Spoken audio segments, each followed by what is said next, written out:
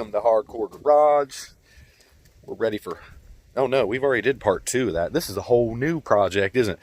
Let me show you how I removed the radiator from a 1964 Oldsmobile Dynamic 88. I had to do this very fast last night, so I wasn't able to take video, but it was fairly simple. We had a Phillips head, the top radiator hose. Let me back this up a little bit. Whoop. There we go. The top radiator hose was a flat blade screwdriver. The bottom radiator hose you can see there was a flat blade screwdriver. The petcock to drain the fluid was on the left side. Of course, you can't see it because there's no radiator in there. But down in there, you also see the two. Here's one here and one right there are the transmission cooler lines. They were also flat blade, and I believe they're loose. I was able to move them around even though they are clamped, so I'm going to reclamp those. After all of those were removed, there was this bracket right here that was just like that right there with two 1/2-inch bolts. There was nuts on the bottom, so we did have to use a wrench and a socket to get those out. Pulled the overflow line off the top of the radiator and yanked the radiator right up out of there. It was in sad shape too. The other thing that's got me kind of concerned now is this is kind of loose here, and you can see these fins are just floating in this top section here. This is my aftermarket air conditioning condenser coil, or whatever the heck that thing is called. So I'm going to have that looked at when I get the radiator back. I'll stop over there at the radiator shop and just see if there's some way they can re-weld that or something. We'll see.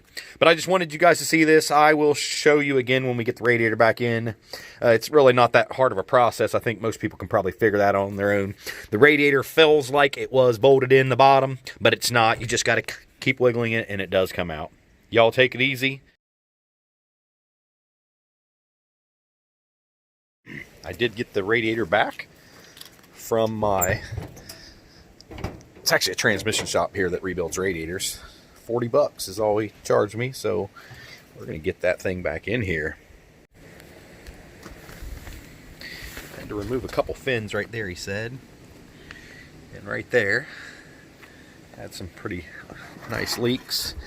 And this whole top edge here had to be re-welded. And a little repair down there. Kind of feel like I should paint it, but I think I'm just going to leave it be. Don't want this thing looking too good. I did replace the upper radiator hose last time. I went ahead and got a bottom one since we've drained all the fluid out of this. I'm going to replace that one. And the hose clamps on both of those two right there that you can see all the way in the bottom, the transmission cooling lines. That'll be the first step, is removing that old hose and putting the new one in here. We got the new hose on there onto the water pump. Gonna go ahead and change those two lines, or at least the clamps, out now. Alright, I think I got everything wrapped up.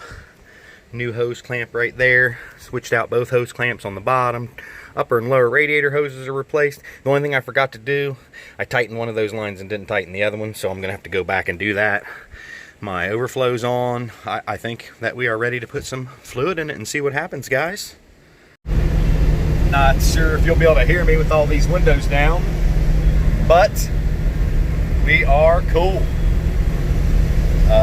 Had to let it run for a little bit, suck that stuff down in there. This thing holds about 3 gallons of antifreeze.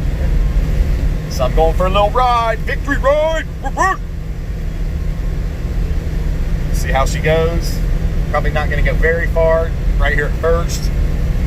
I had to disengage my little hat for the heater so I didn't get fried out of here also. Haven't played with that at all. Feels good to be back in here though.